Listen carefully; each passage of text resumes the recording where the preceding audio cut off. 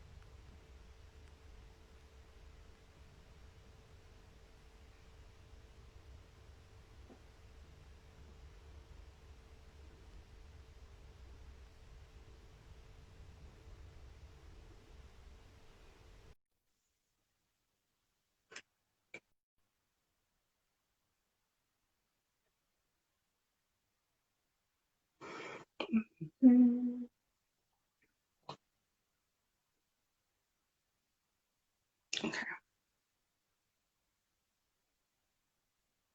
Okay, Grace is here. Grace, can you send I just sent you a request. Could you just, if you can press a button and request to join?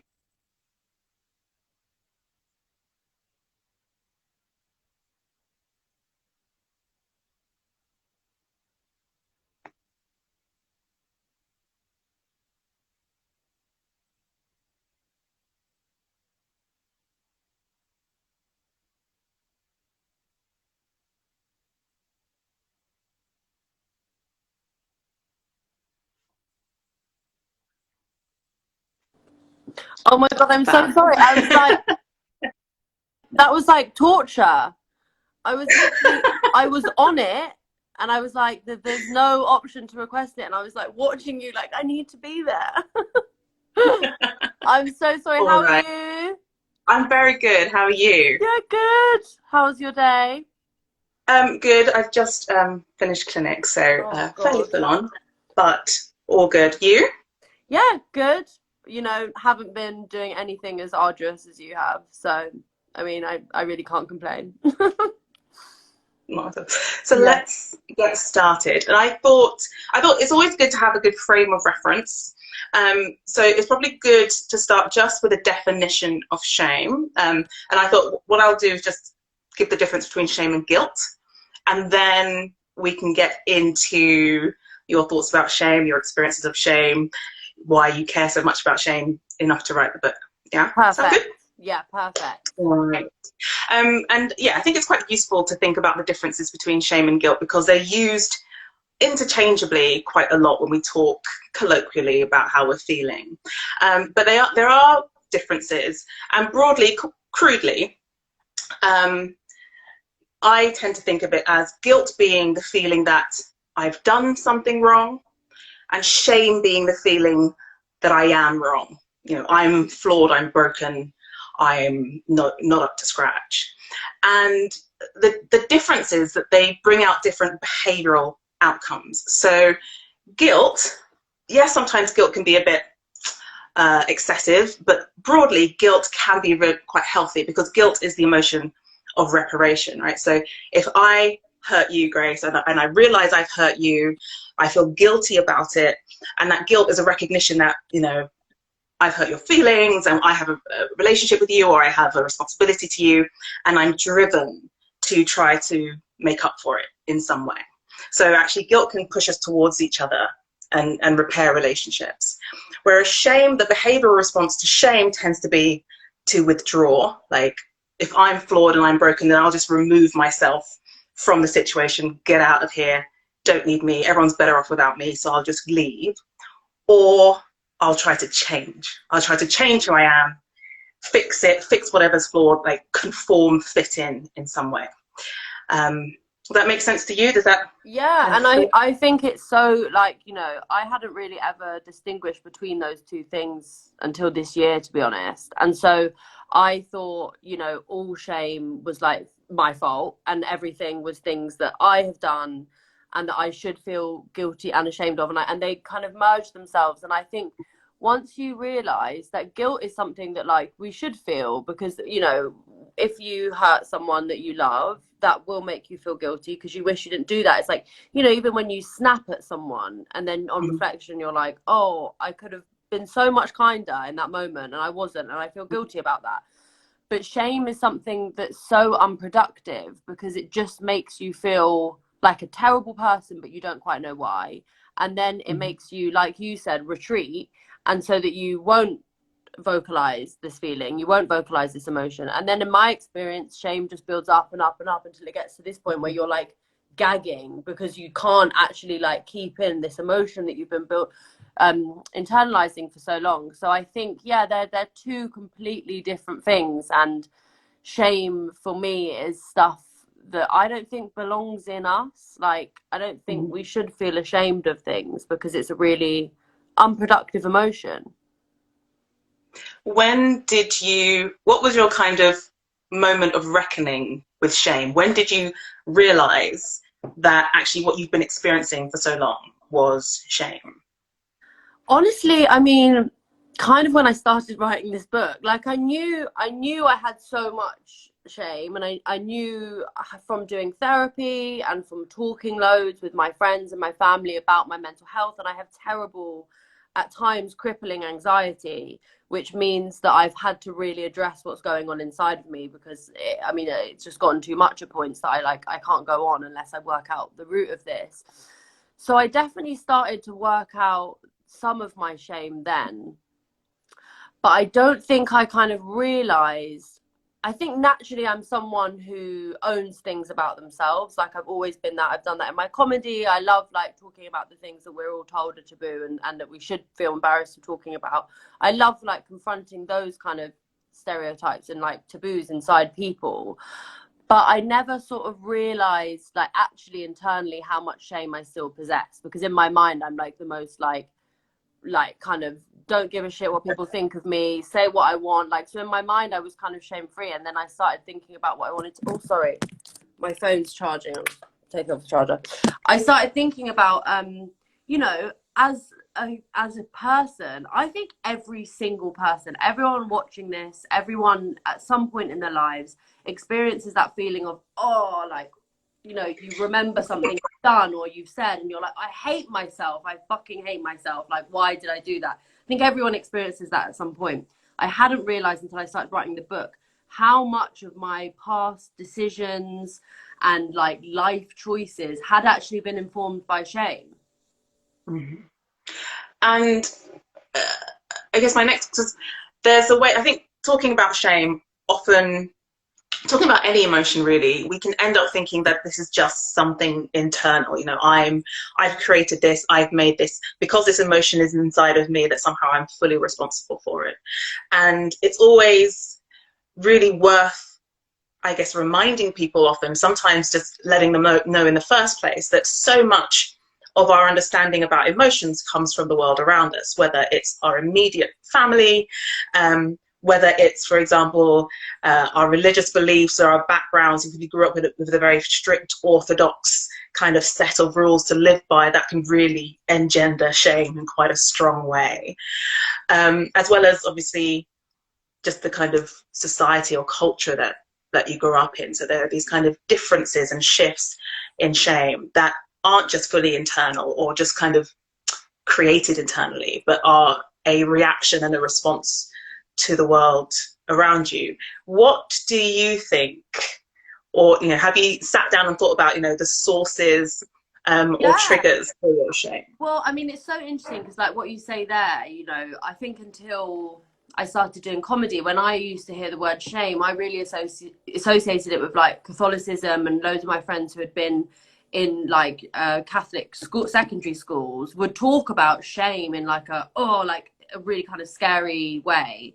So I always thought it was something like much bigger than I guess what I experienced. And then it was, I guess, when I started talking about feminism and sex, really, that I realized how much shame I'd internalized as like a woman, but also like from my generation, we didn't really get taught about sex in the right way. And then I'm from a generation of people where the boys were learning about sex from Pornhub and we were learning about sex from films like The Notebook. And so when we started actually having sex and like getting into relationships, it was like honestly so mismatched that created like all of this shame, to the point that only in my mid-20s did I start to think, oh, actually I do know how to have sex. But it was like, it took me so long because I was constantly convinced I was shit, or I was never going to be good enough. And it's that feeling, I guess, that society as a whole, and this is all in different ways and it's to varying degrees, but I feel society made me feel like I was never going to be good enough for anyone.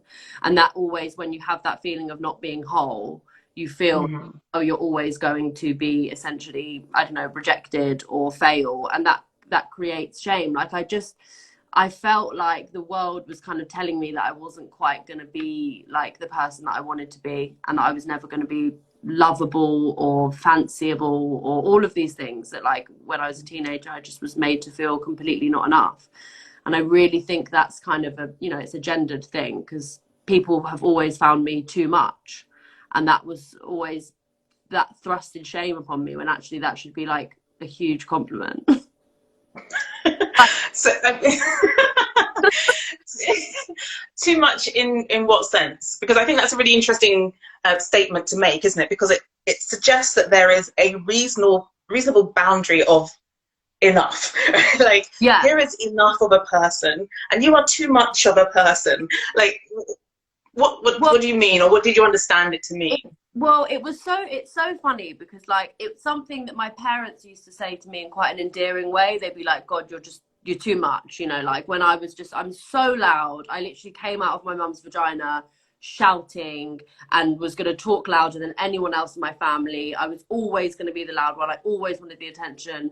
I've always been incredibly loud, but incredibly like unforgivably opinionated and kind of merciless in the way that I communicate with people. Like, if I disagree with someone, I won't sort of stop until I've gotten my point across to them. And that, I think I was just told I was a lot like a man. Like, when I was a young girl, my dad used to always say, I mean, I just copied my dad, I think. So then when I started dating and being someone who was like in romantic relationships with guys, they were like, what is this person? Because they couldn't quite figure me out, and they found me too much. People used to tell me I was too much all the time. I was too ambitious. I was too full of myself. Just things that you would never, ever dream of saying about a man. Mm-hmm. I like the idea of too ambitious. Again, it's kind of like we've decided that there's a nice, healthy, normal level of ambition for you. And you, my friend, have just decided that you want more ambition than is allotted to you. Why? Wild. What were your ambitions? Why were they too much? I wanted to, like, when I was like 18, I used to tell people I was going to win a BAFTA before I turned 30, which, by the way, time is really fucking ticking. So I'm having to be accountable to that one. But basically, I mean, that was one. I remember a particular experience where I said that to a guy I was dating, and I just saw something flick in his eyes, and then he stopped seeing me after that. I honestly, genuinely think, and this is definitely not all men, 5% of them are wonderful, but a lot of them are also conditioned to like find those attributes in a woman less attractive. I think it's something about power and power play that goes on in heterosexual relationships. So Yeah, I mean, that's what I mean by too ambitious. I was just like, I'm going to do whatever it takes to get to where I want to be as rich as I want to be. I'm never gonna like care about what the person who's, you know, I'm in a relationship with thinks about that. Mm-hmm. And it gets too much. But so are you saying that you never had that experience of feeling like you were too much with women? Yeah. Or that, you know, do women respond differently to ambitious women, or can shame still be mobilized in your experience for you from I definitely think so. Like, one of the things I talk about in the book is the way that women are also conditioned to compete with each other. And so, again, when we were at school, we were being told that boys didn't like girls who were loud and opinionated and whatever, but also that you couldn't be successful alongside other women in your class or in the bigger world. Like, you're taught that you have to be like the one girl, you have to be the best. So we also competed with each other, and that was something that I definitely unpicked in my 20s and now finally have. But yeah, there was also a lot of shame in kind of feeling jealous of other women and feeling competitive with your friends and feeling like not like you didn't always want the best for other women, which is it's a horrible thing to realize that you're sort of experiencing. Mm-hmm. Horrible thing to admit, but I also think we all experience that at some points, because it's really not our fault. Like, it's what we were taught was the only way. So I mean, we were very lost, you know. I thought I was never going to be good enough for men. I had to compete with other women. I was so confused as a teenager. I was like, what am I supposed to be? I just want to like be happy. But we're taught so many mixed messages. What effect do you think that, because then you know it's coming in from all sides, you're getting it gently and lovingly from your family as well, what effect do you think that did have on your concept, you know, your view of yourself, and your mental health? My view of myself is so contradictory. Like, I have literally like a line down my brain, and this side is the most arrogant person in the world and literally thinks I am the best human being that's ever existed. I'm the funniest. I'm the most amazing friend. I'm the most glamorous. I'm the best in bed. I'm the best at everything. This side, literally just rife with insecurities and self-doubt. And I am that level most of the time. My only goal in life is to create some form of an equilibrium. And the only way I've truly found that to be able to do that is through yoga and meditation. Can I find a sort of balance between my arrogance and my insecurities, you know? Because I had this very confusing childhood where I was surrounded by politicians and powerful men. I wanted to be like them. I wanted to be really powerful, but I also didn't feel like I was ever going to be good enough for anyone. So I was really good at pretending like I was the most arrogant person in the world, or not arrogant, you know. Again, that's a word that's weaponized against women. I don't think it's a bad word, you know. When men get described as like confident, you're like, oh my God, set me up with him. But when it's a woman, they're like, ugh. So, you know, I was very confidently, I seemed very confident, but then at the same time, I was really doubting myself and worried that I was, you know, never going to be lovable and never going to be someone that, I don't know, that people wanted to stick around in their lives. And now I've worked through all of this stuff, but this is what I talk about a lot in the book. Like, this is a process, coming to understand where in your mind and your body you hold shame and how that manifests in the way that you come across and the way that you see yourself. It's all a process, and, you know, we're constantly evolving to get there. I've completely forgot the question, Kimberley. I'm so sorry. It's fine, because actually I've got two thoughts in my mind. I've got one about the relationship, about shame and power, but I'm also thinking about, you know, it might be worth us, you know, for the audience, going through the chapters in your book and where you kind of identified kind of hotspots of shame, and the reconciliation of it. Well, I mean, I'd also love to talk about the power thing, because I'm just fascinated by that all as well. So we'll talk about that after if you want to. But I mean, every chapter in the book is a different type of shame that I felt for so long. I was the only person in the world that experienced that shame. You know, that's the other thing about shame. We're the only people in the world who have these thoughts for so long. And that's why I love talking to people about my shame and my mental health, because it liberates yourself and whoever you're talking to of a great example. One of the chapters is about masturbation.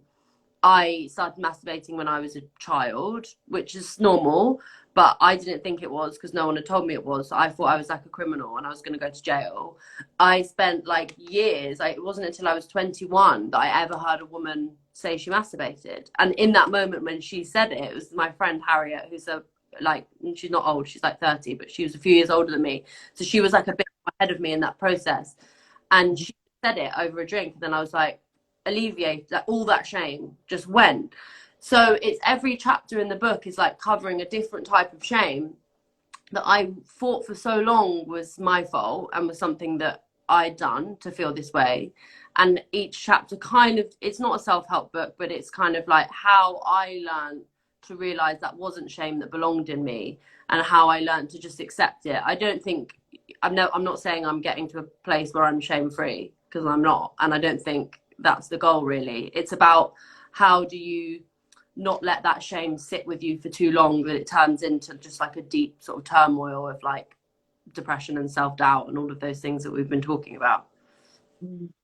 I think you kind of highlight one of the key kind of antidotes to shame, which is recognition. It's that idea that, you know, where shame has made you withdraw, and there's no, you know, I'm not surprised that you didn't think anybody else in the world masturbated, because of course, certainly in the UK we don't really talk about sex, we talk about masturbation, it's all very terrible, let's not go there. But also that if you feel ashamed about something, as we said, that you withdraw back into yourself, and you want to keep yourself hidden because there's something wrong with you. And just recognition or witnessing, you know, seeing yourself in the other, or feeling as if you've been kind of seen in a compassionate way, it shines a light in that corner of shame, doesn't it, and just kind of opens it up. It does, because it's like shame is the most isolating experience. Like that feeling that you are the only person in the world that masturbates, or you are the only person in the world who has intrusive thoughts, or you are the only person in the world who gets jealous of their friends, or it makes you feel completely alone. And then there's that sort of is the word lethargic? I don't know, I'm terrible with words. Cathartic. There's a really cathartic feeling when somebody or you say to a room of people, oh, I do that, and then everyone takes a sigh and they're like, oh my god, okay, we can talk about that. You know, I've had that experience so many times now. Intrusive thoughts is a really interesting one, because I thought I was going mad for so long when I was having really, really bad, really, really vivid intrusive thoughts about horrible things that were really affecting my relationships. But I thought I was going mad, and I was like convinced everything I was thinking must be true. And then the more I started talking about intrusive thoughts with other people, they'd be like, I get that sometimes. But like we don't quite know, like have that conversation all the time in the open. So I think, yeah, it really relieves you from the loneliness that shame can sort of plunge you into. Yeah, and I think you're absolutely right. I think intrusive thoughts is a really good example. Other things, you know, because obviously as a clinician, lots of people come to me and they sit in my room and they say, you know, I can't tell you this because, you know, you'll have never heard it from anyone else before. And invariably, it's something that everybody does, but we're stuck in this state, you know, this isolated state where we feel like it's only us. And I talk about, you know, sometimes feeling that I should do a series just called, you know, is it normal that? And people just list things, and basically the answer will be yes, it's normal, yes, it's fine, yes, everybody does it. But I think when it comes to mental health, because it feels so precarious and it feels so, you know, fragile, you know, if I say this, will someone think there's something wrong with me? You know, is it an admission of some categorical, you know, terrible illness, diagnosis, something that I keep it in, and then I worry about it and I get anxious about it, and, you know, I ruminate on the shame or the thing. Whereas if I could just say it and be reassured, actually I'm relieved of all of that really quickly. I think so. And like, I mean, I would so love to like be a fly on the wall in your clinic, because you know, I do therapy, and I sometimes do, like, me and my therapist, we sometimes do laugh about the fact that I'll say things that are like to her so crazily normal, and I'm like, I'm going completely mad, like I'm the only person in the world who feels these things. And it's that, you know, when you experience shame, anxiety, like any kind of those parts of mental health, I guess, it can make you feel deeply, deeply irrational. And then you feel, and when you don't vocalize that, you really feel like you're going mad. And for me, going mad, like losing my mind, is one of the things I've been the most scared of. I've got a family with a lot of mental health in our family, and you know, I've lost lots of people to like severe mental health disorders, and I'm terrified of that happening to me. So then when I start to like have these thoughts, I spiral, you know, to that point where I really feel like I'm scared of myself. And I just wish when I was younger I knew how to say that before it got bad, because now I always know that I can just say it out loud and no one's going to judge me. I wish that everybody had that they knew whatever they say, they're not going to be judged, and they're not going to be extradited, and they're not going to like lose people. And I wish we all had that sort of liberty, because it's what keeps us, you know, internalizing all of this stuff. And yeah. I feel like I sound like I'm on like magic mushrooms.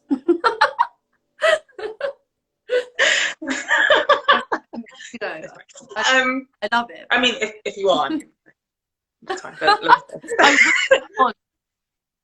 this lockdown for too long.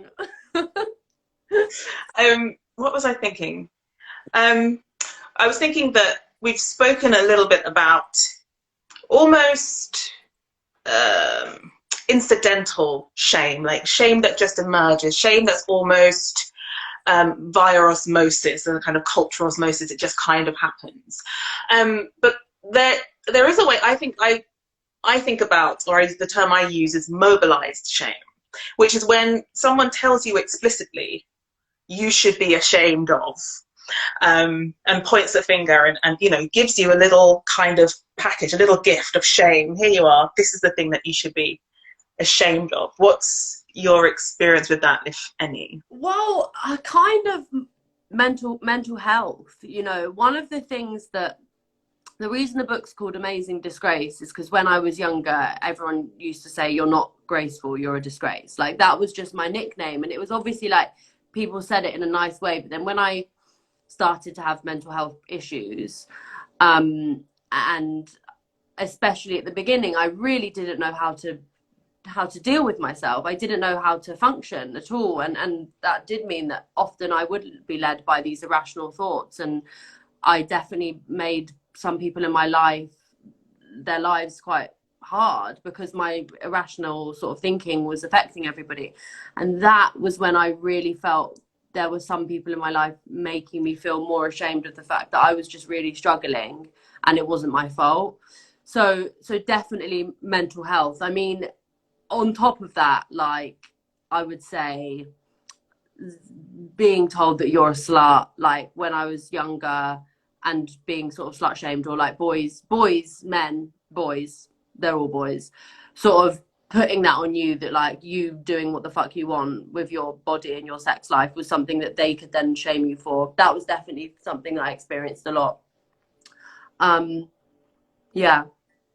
I don't know, what are things I'm just so interested by, like the fact that you talk to people all day about a lot of this stuff, and I'd just be so like interested to know like what are the sort of things that people get that are sort of shamed about in their lives. I don't know, is it sort of across the board shame? I think it is. I think certainly any kind of fear about one's mental health, you know, and the terror is, am I going crazy? Does this mean, you know, and that's almost the phrase, you know, am I going crazy? Because we still have this way in which mental illness or any kind of psychological struggle is seen as some sort of moral failing.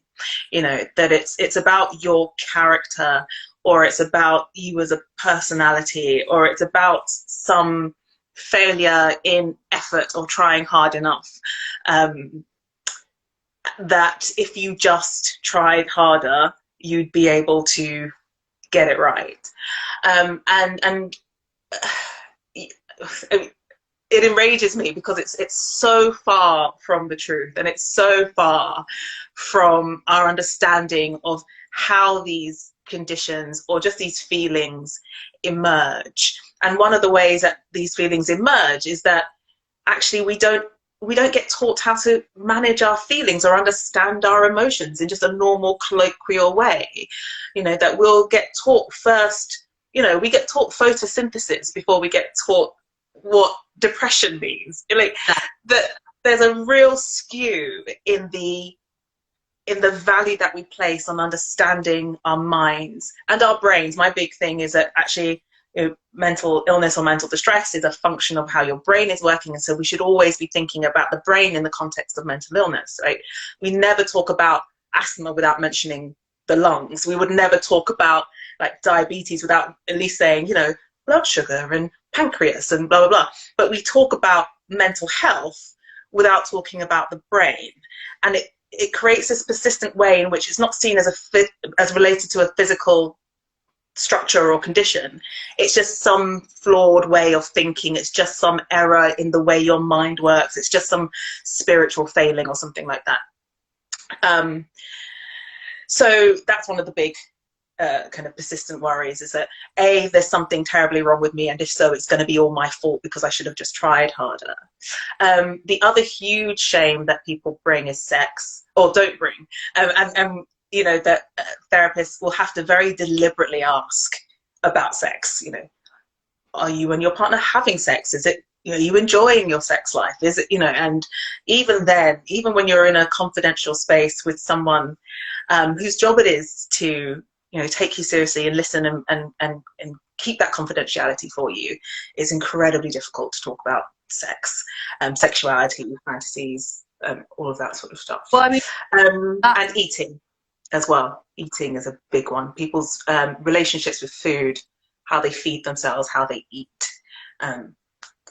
Lots of things around eating. Especially the last two. I mean, so much of that comes down to like when we are children and teenagers, and what ideas are sort of put into our heads that do make us feel ashamed of our bodies and of, you know, our sexual desires. Like I sometimes I wonder like why exactly it is that I'm so obsessed with talking about sex, but I think it is probably because of the amount of shame that I've had to overcome surrounding it. Once I got to that place, I was like, oh my God, I'm literally going to talk about this and nothing else. Like, it's the most thrilling, exciting thing that I can now stand up in a room full of people, well, when there's not a pandemic, and talk openly about my vagina and masturbation and my sex life, and not have that embarrassment anymore, because I've worked so hard to get here. Like, that's why I love talking about that stuff. I've been thinking about this a lot, because I've been thinking about what I'm going to write in my stand-up post all of this, and I just, you know, and I've been thinking a lot why everything in my stand-up does come back to sort of sex and relationships and all of that stuff. And it's because I worked really fucking hard to get to a position where I could talk about this stuff and be funny about it and make people feel better in the process of talking about it. And yeah, I don't know why I was saying that, but it is so unbelievable when you finally get to a place where it's almost addictive, you know? It's like talking about my mental health now. I can't imagine a life where I wouldn't do it. But that took me a while to get there. Do you think comedy has been a helpful tool in processing, talking about shame? I think so. I think like there's two parts of that. One part is whenever I have a terrible experience, one of my ways of processing it is working out how I can turn it into something positive. So like this book simply was turning a lot of my trauma and shame into something that people would enjoy, that would make people laugh, that would make people feel less alone. I love that. It really helps me process that. So that's one thing. talking about stuff on stage, I'm like, oh, well, I'm talking about this awful experience, but now it's making people laugh and it's making people happy. So there was a reason why it happened. You know, there was a purpose for it to happen and to happen to me. So there's definitely that. But then I also think it's comedy is an amazing way to think about things that we all go through, very normal things that we all go through, but just putting it into a different perspective or shining a different light on it. And you can have so much fun with it. And I do think there's nothing, around shame and all of this stuff that I talk about in the book. There's nothing that you can't make light of, because some of it is totally ridiculous that we're made to feel ashamed of this stuff. I mean, it's unbelievable. Like, especially if you think about the fact that when I was at school, I did not know a single boy who was ashamed of masturbating. They literally shouted about it at every opportunity they could. So yeah, it's definitely an amazing way to kind of spin things. I think you touched on two really important, I think, psychological functions. One of comedy specifically, and the other, which is around meaning making. And so one of the things that people get really, that makes people stuck, really, whatever thing that they're moving through, whether it's grief or a loss, whether it's, a breakup or whatever, is the idea that it didn't mean anything. This pain that I'm in has just kind of descended on me from the sky arbitrarily and for no purpose, and it doesn't mean anything. And there's an additional level of distress that comes from the idea that I'm suffering for no reason. And certainly part of the work of therapy, of psychology, is the act of meaning making. Actually, is it true that it means nothing? What can you take from this? In what way has it transformed you? In what way has it shaped you? In what way has it given you a different perspective that you can take into the world? Can we make it not just this arbitrary kind of suffering that you're going through, but actually it means something? So it sounds like that through your comedy, that's the way that you've transformed your shame. I think so, but I think, because hearing you say that is like amazing, but it's so hard sometimes. I'm going through a breakup at the moment, which has been really brutal, and I'm asking myself a lot of those questions of like, how can I be going through this kind of process of grief with someone I still love and I loved more than any, you question what the point of it all is, because you're like, why do I put myself through this? Like, why do we get in relationships if there's any risk of them ending, first of all, because it's just so fucking bleak.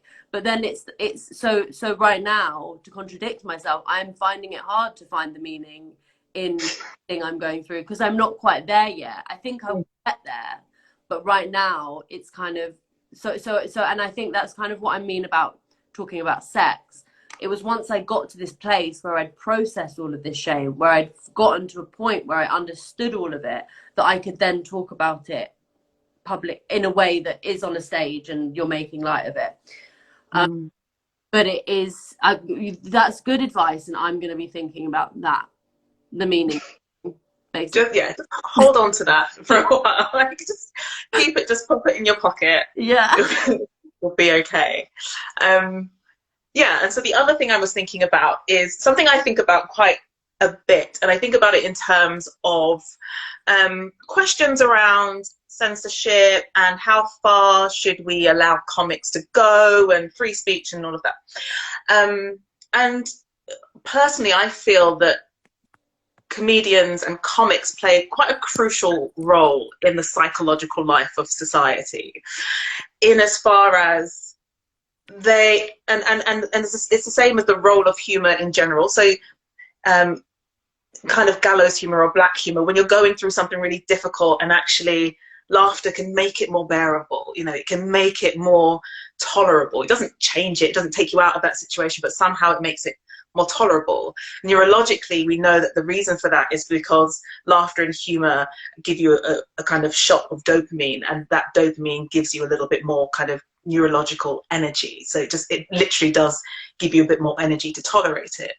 But I think more broadly in society, what comedians are able to do, because it's interspersed with humor and a kind of wry take and a bit of side eye, is to look at things that we can't say in polite conversation, and that we don't want to quite think about, and we find very unpalatable in day-to-day life. That I feel like that's almost the role of the comedian, is to hold that space for the rest of us. I think so. I think it definitely is. I mean, I'm very much of the school of thought of like, I don't really like comedy that takes a piss out of people, like to a sort of unnecessary extent. Like in my comedy, I will sort of take the piss out of myself with my phone.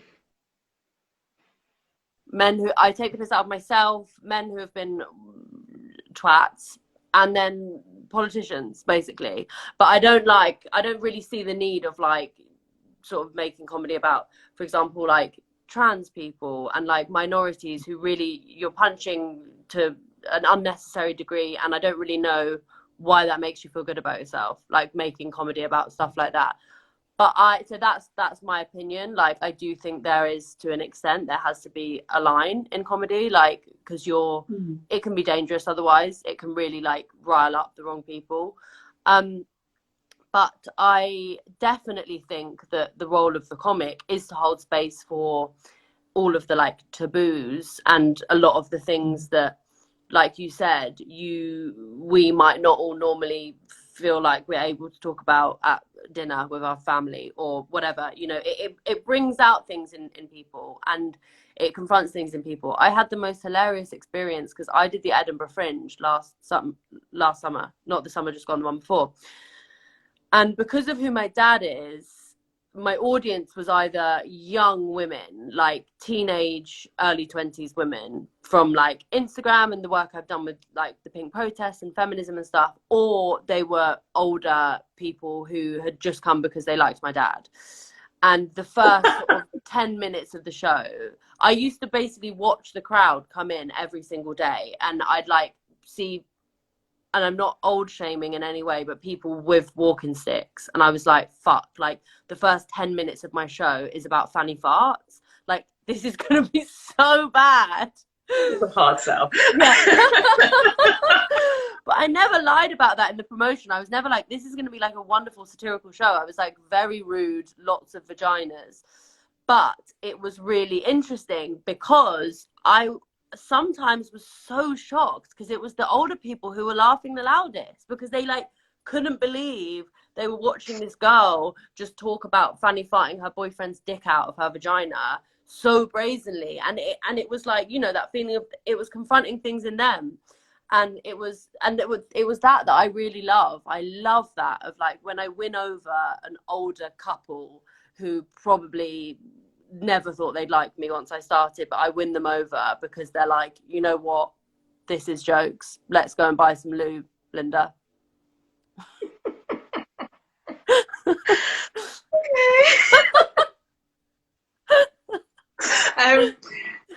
I wanted to kind of circle back to what we touched on around power, and I guess that's a kind of power, isn't it? It's the way that you can transform an audience and bring them on side. Yeah. But that, as well as the opposite of shame being recognition, that the opposite of shame being a sense of power, and that the kind of mobilization of shame is usually, you know, this idea that you should be ashamed of, is usually used as a form of control. You know, I want to temper you and cut you back down to size and bring you back in line. And there's this kind of control and conformity aspect of shame, which, if you don't accept it, you know, this package of shame that someone hands to you, if you don't sign for it, if you return to sender, then that's an enormously empowering position to be in. I think so, but it's like how, you know, I do think so, like when you are able to reject the shame and reject the feeling of, and which I've definitely gotten to that point with so many things now, where I will not be ashamed of the things I was told to be ashamed of. I won't be ashamed of any of it, and I won't be ashamed of talking about it to anyone. But then sometimes we're all reactive, And so we'll sometimes react to the way that someone is responding to us, and that does make you feel instant shame of like, oh, am I being too much? Am I talking too much? Like, even on this live, I've been like, am I making any sense? Like, do I sound like I'm literally on MDMA all the time? Because I'm like, you know, we're constantly worried about what like people watching and people in the crowd at stand-up shows. You're constantly sort of picking up on how people are perceiving you. So I think it can be day to day, like when my insecurities aren't the main writers in my brain. I call my brain a writer's room, and it's basically I've got all of these different insecurities, and they're when I'm anxious, when I'm hungover, when I'm will write a narrative in my head of how I am the worst person in the world. When my defenses aren't low, that's definitely not the case. But it's a very day-to-day thing. So I think, you know, sometimes you can be blindsided by shame because you can think you're over something, and then something happens that triggers you, or you're feeling a bit low that day, or you're not feeling amazing about yourself, and then something triggers in you and you're back in that place, and you feel like you're sort of retracting. So I think it's always about being really not hard on yourself if you do sometimes experience emotions that you once had, you know, before. Phone is being so weird, sorry, I hate technology. It's Mercury's in retrograde. So yeah, I do think that there are sort of, you can overcome so much shame, but then sometimes you have to accept that it will sometimes return, it will sometimes be triggered. We are all human beings, and we're like trying our best to be amazing all the time, and that is fucking hard. And from my perspective, just not possible. It's not possible. Just don't worry about it. Don't try. You touched on, when you were talking about kind of being aware of the audience and being perceived, whether that's on this call or whether that's when you're doing stand-up, this idea of self-surveillance and self-objectification and that relationship with shame. And I, in my work, I see that most often in terms of food, eating, and body image. And this idea that, well, I mean, it's such a mess with body image, and the idea that we should be ashamed of our own bodies is such a mess. You know, as if we've all kind of signed a contract to say, yes, I agree that I will maintain my body within these parameters for the rest of my life, and that if I fail to do that, then I have fundamentally flawed my part of the agreement.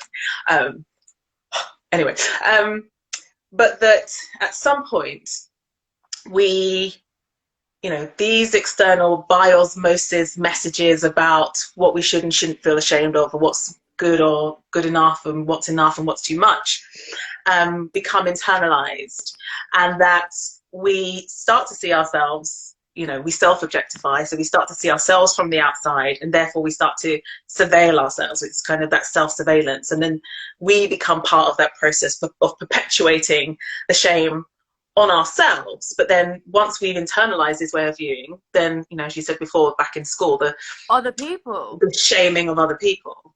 Completely. I mean, it's one of the worst parts of, like, definitely around body image especially. I mean, the shame was put on us, and then we projected that shame onto other people because we felt insecure about ourselves. And I still do that with, not as much anymore, but I still have moments of that with work where I'll be feeling really insecure about work or like my career, you know, still haven't won a BAFTA, and I'll look at someone else online and I'll be like, oh my God, they're doing so much better than me. And then you're sort of overtaken by that feeling. And it's all because we're projecting our own insecurities. You know, other people aren't doing anything to harm you in that circumstance. They're not doing anything to harm you. They're living their lives. They're getting on with their lives. But we're all projecting what we sort of think about ourselves and whether we are not feeling whole enough, I guess. And I think with body image, I mean, it was just so toxic growing up. It was so deep to an extent that, like, I would sort of just totally hate myself. And then if I wasn't feeling good enough, my best example of this is, you know, when a boy gets with when your like best friend's boyfriend dumps her and then gets with another girl, and all of you and your friends will sit around and be like, well, she's butters anyway, which is like how we, you know, she's ugly, she's not hot, she's not got a great body, and then you'll put down this other woman who's done nothing wrong in this situation. That's sort of my best example of that kind of projecting of shame. You know, in that circumstance, why is it that we need to attack how another woman looks to make ourselves feel better? Shouldn't it all be about the guy's behavior in that situation? But that was always how we sort of handled those things, by making ourselves feel better in the process of hurting someone else and making someone else feel small. And I think it's kind of our childish nature, really, of like you said at the beginning of this call, we were not taught how to process these emotions, so we process a lot of them like children and quite immaturely and just like instinctively by what we know. And it's about really, I guess, realizing that, and also once you realize that like being like that makes your being toxic as well, like it gives you toxic feelings inside. Once you stop doing that, it's much nicer, it's a nicer way to live, I guess. So if there has been, and I'm assuming there's kind of lots of different ways, but what do you think has been the main tool or process or realization that has helped to shift your shame or your relationship with shame? I guess, well, definitely talking. Therapy is amazing. I know it is a real luxury, but it is incredible and it's helped me so much. Talking to my friends, medication has been unbelievable. I mean, I'm on citalopram, and for my intrusive thoughts, it's completely changed the game for me. And then really, like what we said a minute ago, which I'm going to think about a lot after this call, the meaning making, you know, realizing where this shame comes from and that it's not your fault and that it doesn't belong in you. It's been put on you and in you by other forces that are kind of out of your control. But once you realize that, you can take it back into your own control and you can relinquish some of it. So once you realize that it, you know, they're real feelings, but they're not your fault and they don't belong in you, and then processing that, working out the meaning of that, working out why you've gone through that experience, whether it is that you then start doing stand-up and making jokes about it, or whether it is that you do what you do and you make that your profession, you know, helping people with these issues. Like there is so much meaning to be found in all of this. I really love that. I hadn't quite realized how strong that is in my mind in terms of processing your shame. And then obviously just making jokes about it is nice. Makes it way less stressful. Yeah, and provides a forum for other people. I think we've got a few minutes. Do you want to I can turn comments on and we can take some questions? Of course, sure. Let's see what's happening. All right. So anybody watching, if you've got any questions about shame or about the book, we've barely spoken about the book. I know, but you know what? Everything we've spoken about is in the book and more. So you'll love it. It's all, you know, it is like, it's all about that kind of young, a lot of the shame is about young women and my personal experiences, but I've been honestly amazed by the messages I've received since the book's come out from older men who have been like, you know, this one guy has been tweeting me a lot saying this has helped me understand my daughter like nothing else ever has. So thank you for that. And I love that. I love winning over sweet older men who love their daughters. Fantastic. That's lovely. Had a question come in. Emma says, what advice would you give your younger self if you could? Honestly, it's so trivial, but don't care about what boys think, basically, because they were all wrong. Look at me now.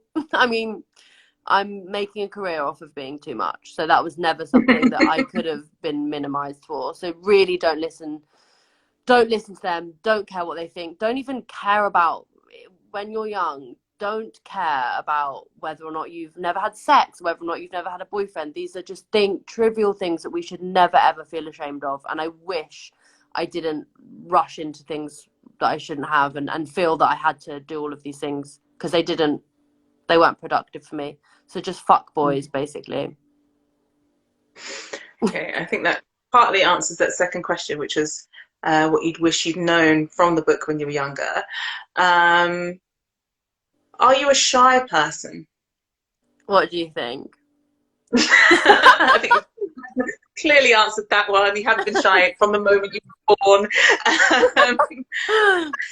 I'm not shy, but I'm insecure.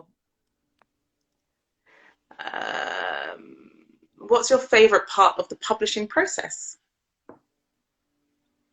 Definitely writing it was like a huge joy. I mean, it was the most therapeutic thing I've ever done. Like, since I wrote this book, and I know Harriet, my editor's watching, and I love Harriet, and it was an amazing process. But since writing it, I genuinely have felt less shame. So that's amazing. Yeah. Mm-hmm. Were you inspired by 3 women? No, I actually read that after I wrote this book. Oh, thanks everyone. Read your book in a day. That's amazing. I've never read a book in a day.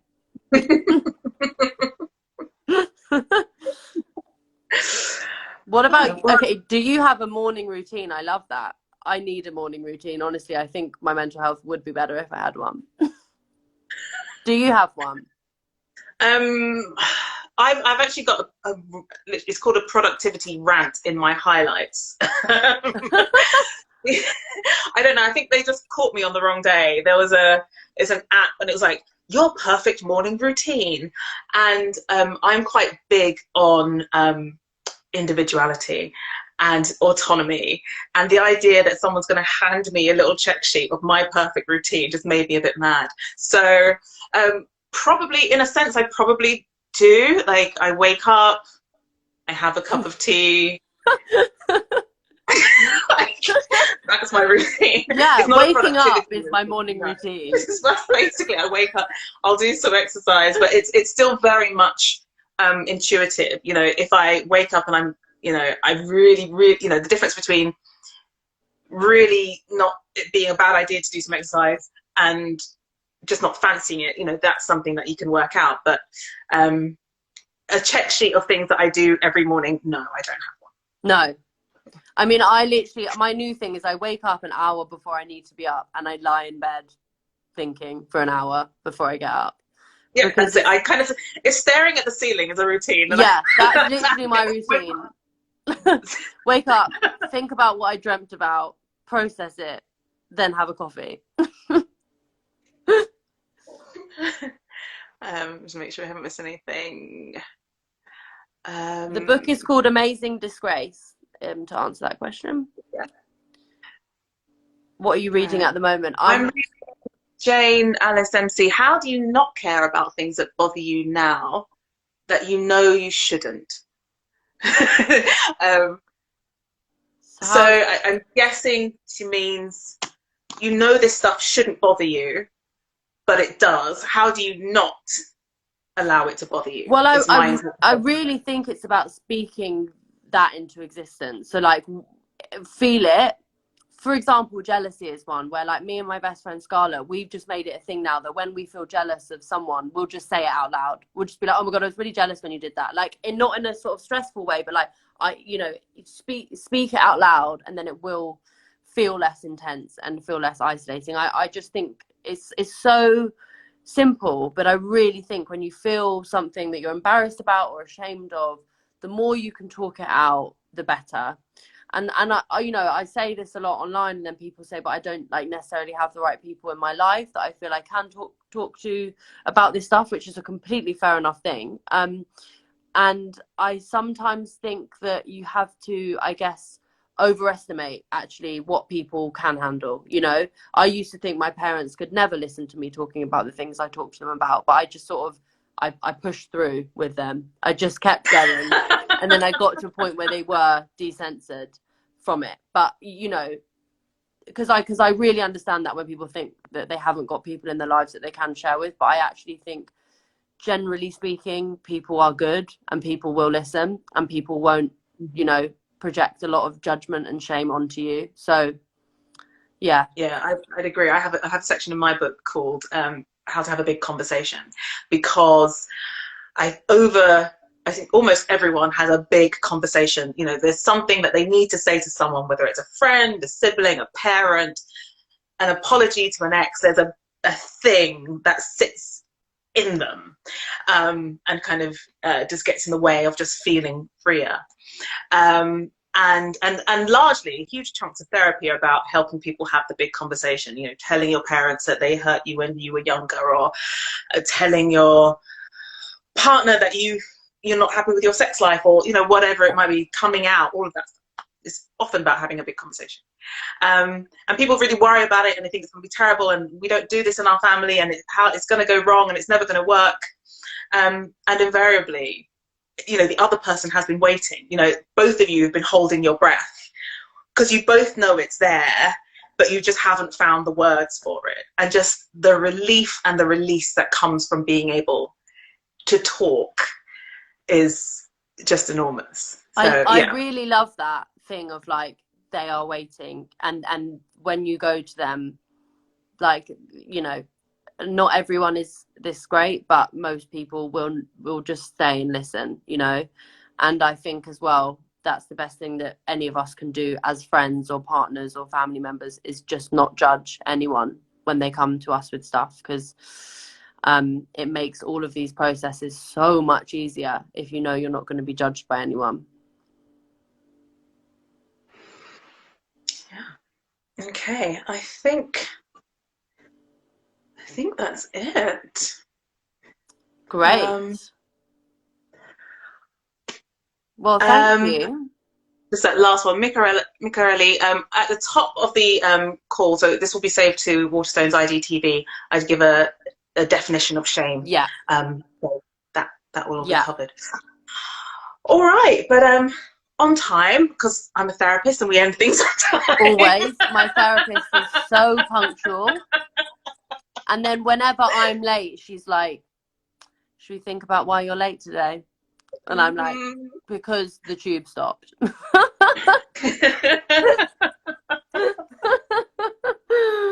No, I love it. Thank you so much for, I say joining me, like this is my account. Thank you, Waterstones, for having us both. Thank you. No, but thank you, Kimberly, for talking to me. That's been so amazing. And I'm excited to share that and people to be able to watch that back, because I feel like people will, from your side, benefit a lot. From my side, it will feel like they're at Glastonbury at Stone Circle listening to someone at 6 a.m. But both fun experiences. But recognition, contact, being seen, it's all there.